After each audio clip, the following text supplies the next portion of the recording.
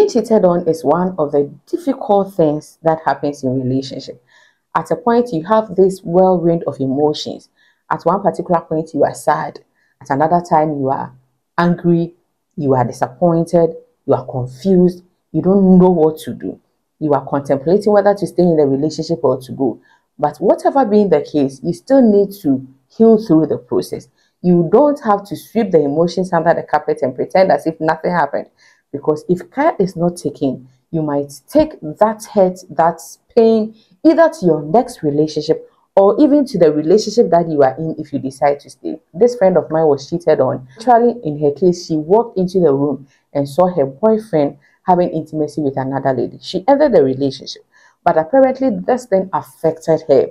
And so in her current relationship, when she's there, she calls the boyfriend is not picking. She has to jump into a car and go to his house because she feels that he might also do same. And so being cheated on is not something that is easy, and it's not something that we should pretend it didn't happen. And so you've been cheated on before, or you have been cheated on, maybe you just found out, and you are confused, don't know what to do. Stick with me to the end of this video while I take you through some tips that will help you to overcome this crisis. I'll be right back. To deal with being cheated on, please do not blame yourself. Mostly when we are cheated on, especially as ladies, we sit down and we ask questions. What did I do? What didn't I do? What should I have done? This lady said that her boyfriend told her to come and cook, clean, wash, do everything. And then she said, we are not married, so I can't do that. And the guy cheated. And so she sat down and she was thinking to her, she was like, what if I had cooked? What if I had given him sex? What if? Yes, my dear, if you had given him all those things and still he wanted to cheat, he would have cheated. And so do not blame yourself. The worst thing you want to do to yourself is to blame yourself. And I gave her money. I gave her everything. I took care of her. I don't really know why she cheated. Yes, it happens. Cheating is a choice. And the person decided to do that. Do not blame yourself. And then please think about what you really want. What do you really want in a relationship? Ask yourself some questions. Has the lies and the secrets stopped? This person who cheated, apparently everyone who is cheating lies. Everyone who is cheating one way or the other says something that is not true. Has those lies and the cheating stopped? Are there positive things in the relationship than the negatives? Sit down, look at what the person does right. Yes, the person has cheated and people think that cheating is the deal breaker. I agree with you.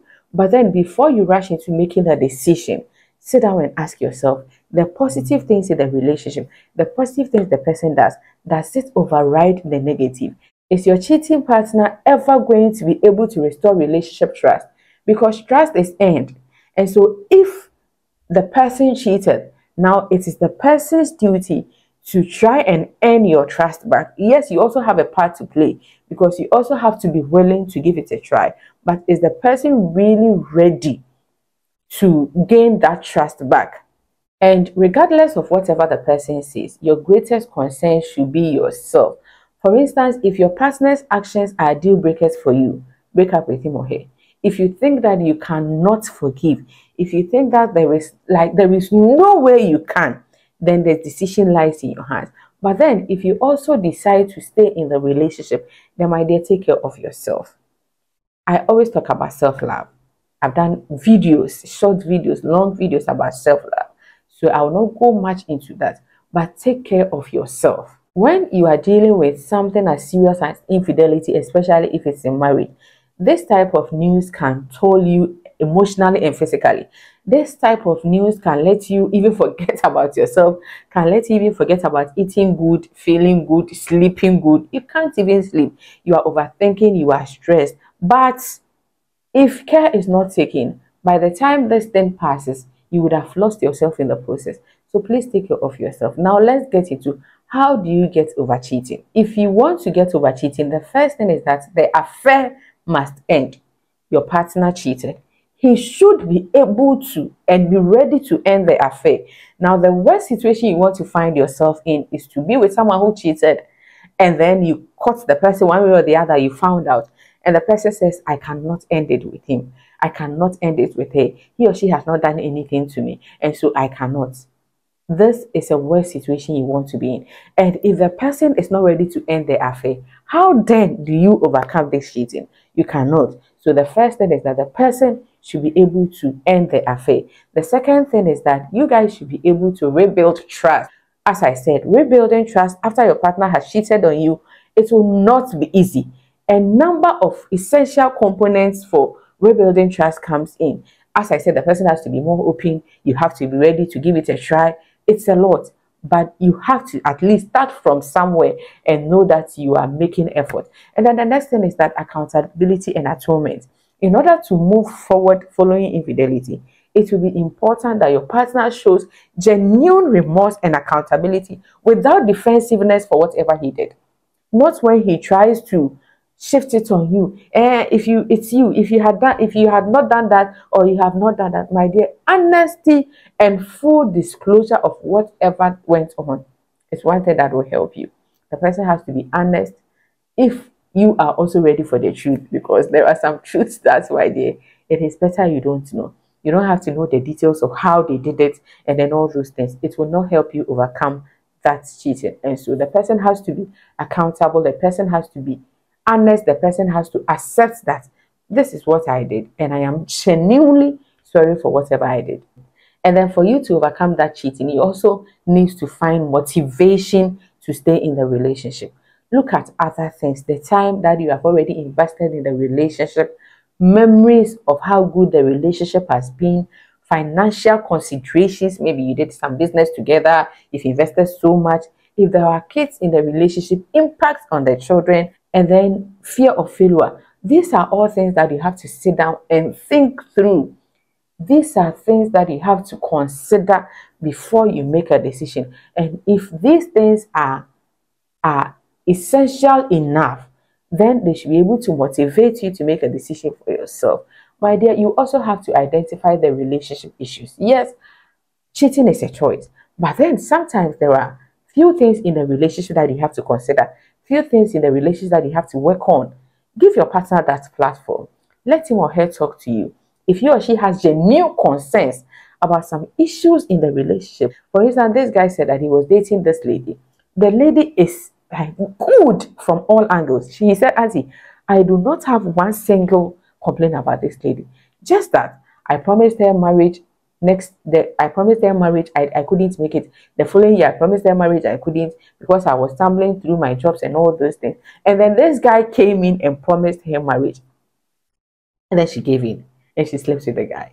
And now she's back to her senses and she's apologizing that I forgive her. This is something the guy says, Auntie, I know and I believe that she wouldn't do this if maybe I had married her or whatever. Yes, this is not as an excuse. She could have ended the relationship or started a new one, but she didn't. And so in situations like this, if you really want to go on with a relationship, you sit down, you consider the issues, identify the issues, and make conscious effort to work towards those issues so that potentially this thing doesn't happen again. And then if it need be, engage in couple counseling. My dear, it is not easy.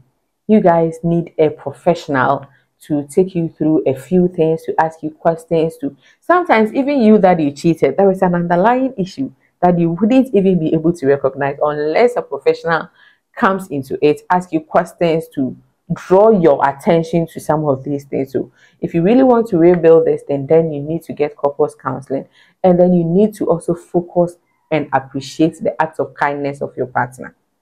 As I said, sometimes you need to look at other things. If you are trying to heal from being cheated on, my dear, it will be very important for you to focus on the positive things, because your mind will be playing games with you. You are there and then click, isn't it this person who cheated? Click, it comes to mind. But you really need to focus on the positive, and then sometimes you try to tamper justice with mercy. You also have to improve on your communication. Improving communication with your partner might mean making concerted effort to have regular time aside to talk, giving each other undivided attention, uninterrupted, without phones, without television, without any distractions. You guys need to talk, because communication will build it. It will help you to be able to flow. The person will also be able to flow, and it will rebuild whatever that is broken. And then you also need to work on forgiveness. So I was having a chat with this lady and I asked her, why is it very difficult for you to forgive? And she said, I feel that when I forgive him, he might do it again. And I was like, wow. She also has a genuine concern. But we forgive not because the person deserves to be forgiven. We forgive because we deserve, sorry, we deserve a peace of mind.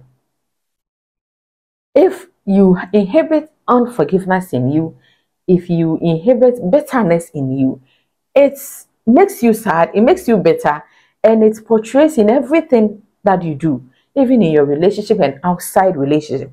Have you realized that sometimes someone does something to you, you are so angry, you are so bitter about the person that you extend that bitterness to another person who has not done anything to you, who doesn't have any idea of whatever that you are going through. And so you have to make effort. Active forgiveness and reconciliation means you and your partner will work together to identify and understand the truth of the issues that contributed to the affair. And then you approach it through a lens of curiosity rather than judgment. And this can help. And at the same time, the pain caused by the affair needs to be acknowledged and then attended to as you rebuild trust and fortify the foundations of your relationship. The next step is that you need to manage negative thoughts and memories. Yes, sometimes even if the person tries to be close to you, to have intimacy with you, that is when your mind will start, this thing that he's doing to me, he even did it with her. And this thing that, so is this how, my dear, I know, I understand. But you really have to be able to manage those thoughts. When those thoughts come, try to override it with the good memories you've spent, with the things that are motivating you to be in the relationship, and with the positive things that the person has been doing. And one thing that can help you to overcome these thoughts is to go into private journaling. This allows you to bring everything that is in your mind out. Write everything. Schedule 20 to 30 minutes a day. Allow your body and your mind to process the shock and the grief. Set a timer. Allow the thoughts and the memories to come, and allow yourself to experience the emotions and the physical sensations that comes with it. When you reach your time of limit, shut it down and then go do something else. So at that moment, you allow yourself to feel the emotions. But when the time passed, that is it. Don't feel it again. If you try to feel all those emotions at any particular time, it won't help you. And so out of that schedule, when those memories arise, remind yourself that you get them during your next schedule. And so this allow you to process and honor your grief and your shock. Then the next thing is that please manage distressing emotions. This is where emotional intelligence is very important. Learn to manage your emotions. Learn to not to transfer those emotions into your behavior. Learn to separate, act right, even if you don't feel right. You see, intense emotions can cause considerable distress. However, you will be responsible for every behavior. So you can't do one thing and then you later say, because I was angry, that is why I did it. No, you have to be responsible for it. And so you have to be able to manage those emotions. And then you have to be patient. Be patient and kind to yourself and your partner. Take it easy on yourself. Take it easy on him. Healing and rebuilding a relationship doesn't happen overnight. It takes time.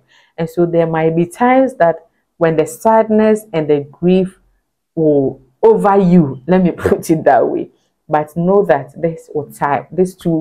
but know that this one too shall pass. A phrase that COVID taught us, our president, this one too shall pass. Yes, this one too shall pass. So please be patient with yourself.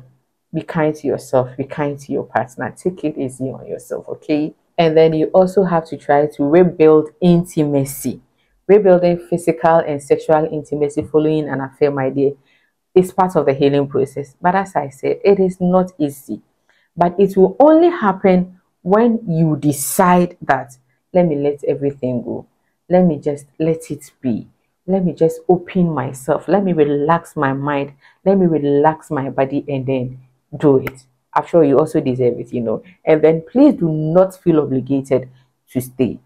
This is a decision, as I said, you need to make. If after going through all these steps, you still feel that, no, I cannot. No, I cannot trust this person. The worst thing you want to do to yourself and your partner is to be in a relationship that you do not trust him or her.